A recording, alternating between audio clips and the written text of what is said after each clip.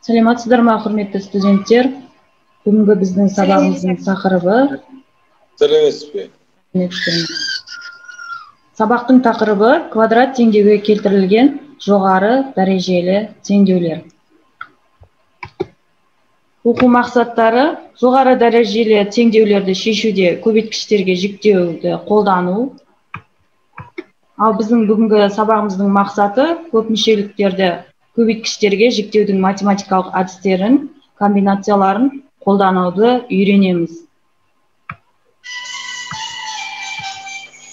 Жетістік критерийлері: көпмүшені көбейткіштерге жіктеуді түрлі әдістерін білеміз. Көбейткіштерге жіктеудің математикалық әдістерінің комбинацияларын қолданамыз. Көпмүшелерді көбейткіштерге жіктеуді түсінеміз. Мына жерде бағалау парағы бар. Тапсырмалар 3 тапсырма берілген. Өткен сабақты жандандыру, жаңа тақырып бойынша есептер шығарамыз, өз бетінше есептер шығарамыз. Осы тапсырмалар бойынша дескриптор құрылған. Осы дескриптор арқылы өздеріңізді бағалаймыз. Түсінікті ғой, балдар?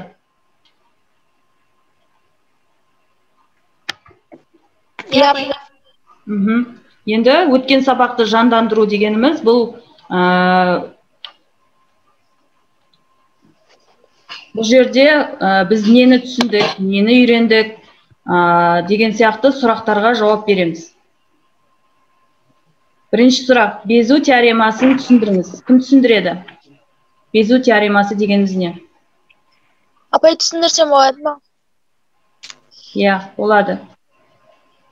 Безу теоремасы дегеніміз ірі жақша ішінде x көп мүшелігін x және a2 мүшелікке бөлгендегі қалдық ірі және жақша ішінде a-ға тең деп тұжырымдайды. Көп мүшелік коэффициенттері белгілі бір коммутативада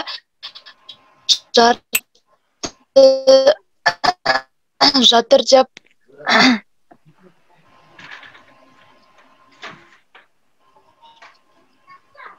Жақсы, Аида. Көрнер схемасы жайлы не айта аламыз?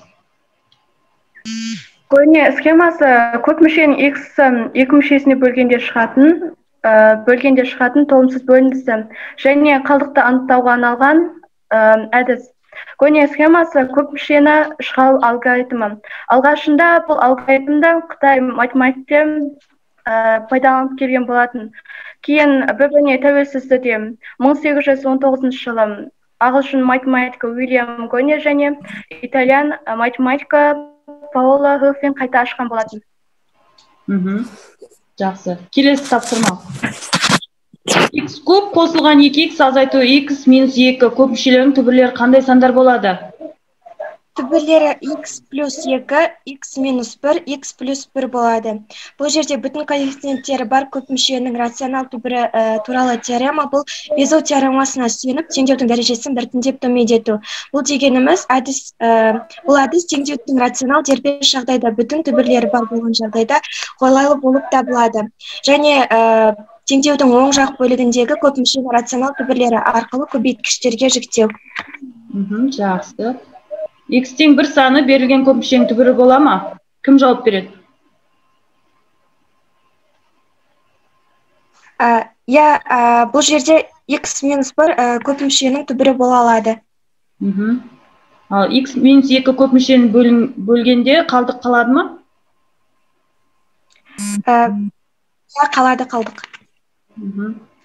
Берілген көп мүшенің түбірлерінің қосындысын көрсетіңіз. Және де көбейтіндісін бірге айтып кетсеңіздер болады. Бұл жердегі қосындысы 3x плюс 2 болады. Көбейтіндісі? Көбейтіндісі x куб плюс 2x квадрат минус 2 минус 2. Ой, минус x минус 2. Жақсы, онда келесі жаңа сабағымызда өтеміз. Бұл жерде анықтамасын түсіндіріп кетейін. Көптеген жоғары дәрежелі теңдеулер жаңа айнымалы енгізу тәсілінің көмегімен квадрат теңдеу түріне келеді. Жаңа айнымалы енгізу тәсілін қолданған кезде f от x тең 0 түріндегі теңдеуді шешу үшін y тең gx y тең 0 айнымалысын енгізіп түріндегі жаңа теңдеуді шешіп, оның түбірін табамыз. Осы анықтаманы дәптеріңізге жазып алсаңыздар болады. Мен сіздерге осы тапсырмаларды Платон нұсқа салып қойғанмын, содан қарап жазып алсаңыздар болады. Келесі мысалы берілген, бұл жерде ортақ көбейткішті жақша сыртына шығару әдісімен көпмүшені көбейткіштерге жіктеңіз дейді. X 5-ші дәрежесі азайту x-тің 4-ші дәрежесі азайту 3x-тің кубы азайту 2x-тің квадраты қосылған 2x қосу 6 тең 0 есебі берілген. Осының шешілу жолы біз мына жерде x-тің 5-ші дәрежесі және де x-тің 4-ші дәрежесі 3x-тің кубын біз жақшаға аламыз. Ал 2x-тің квадраты азайтылған 2x минус 6 екеуін бөліп жақшаға аламыз. Тең 0. Бұл жерде x-тің 5-ші дәрежесі ең кіші санды x-тің кубын біз жақшаның сыртына шығарсақ, сонда мына жерде x-тің 2-ші дәрежесі қалады, е? Азайту x-тің өзі қалады да, ал азайту 3-тің өзі қалады. Ал есі мына жерде көбейтсек, біз мына сан келіп шығады. Азайту. Ал мына жерде де 2-ні шығарамыз жақшаның сыртына. Сонда x-тің квадраты азайтылған x минус 3-тің өзі қалады. Ал мына жақшаны ашатын болса, 2x азайту 2x азайту 6-ның өзі шығады. Сондықтан, енді мына жерде x куб азайтылған 2-ні біз жақшаның сыртындағы сандарды біз екеуін жақшаға аламыз. Енді мына жерде x квадрат азайту x тең минус 3-тің өзі жазылады да тең 0. Бұл жерде енді екеуін x кубпен азайтылған 2-ні біз 0-ге теңейміз. Жеке-жеке 0-ге теңеп шығамыз. Сонда біз дискриминант арқалы жауабы келіп шығады. x1 түбірасты 2-нің 3-ші дәрежесі және де x2 3-ші жауабы 1 плюс минус түбірасты 13 бөлінген 2 жауабы келіп шығады. Біз дискриминант формуласын білеміз, е? Сол формула арқалы біз мына есепті ізін шығарамыз. Келесі екінші тапсырма бізде көп мүшенің түбірлері туралы теорема әдісімен көп мүшені көбейткіштегі жіктеңіз дейді. Естіліп тұр ма, балдар? Естіліп тұр. Жақсы. Естіліп тұр, апай. X-тің есептің берілгені, x-тің куб азайтылған 5x квадрат, азайтылған 2x қосылған 16.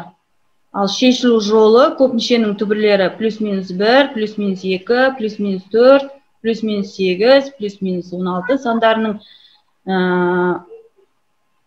сандарының ішінен ізделінеді. Осы сандарды тексере келе екі саны берілген түбірді болатынын анықталады.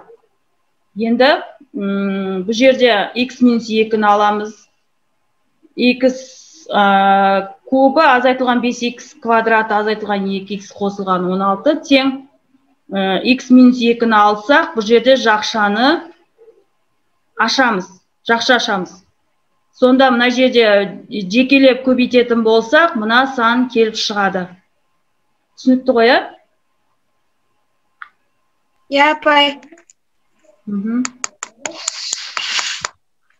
Енді келесі өз бетінше орындауға арналған тапсырмалар берілді. Осы 4 есеп арқалы біз дискриптор құрып, көбейткіштегі жіктеудің математикалық әдістерінің комбинацияларын қолданамыз. Көп мүшеліктерді жіктеуді шығара аламыз, е? Жаңағы түсіндіріп кеткен есептерге мысал ретінде келтіріп, мына есептерді дәптерге шығарамыз. Енді біз не білдік, не үйрендік, нені білгім келеді деген сұрақтарға жауап жазып, WhatsApp арқалы жіберсеңіздер болады. Түсінбеген жерлеріңізді сол жерден сұрасаңыздар болады. Үйге тапсырма. Теңдеуді шешіңіз. Мына жерде жаңағы ұқсас есептер берілген. Екі есеп Ал если сабақтағы белсенділікке қарай ұйымдастырылған сабаққа үлгермей қалған есептерді үйде қарастырамыз. Жаңағы бұл есептердің бәрі Платонсқа салынды. Осы Платонсқа жүктесеңіздер болады. Назарларыңызға рахмет. Жарайды апай.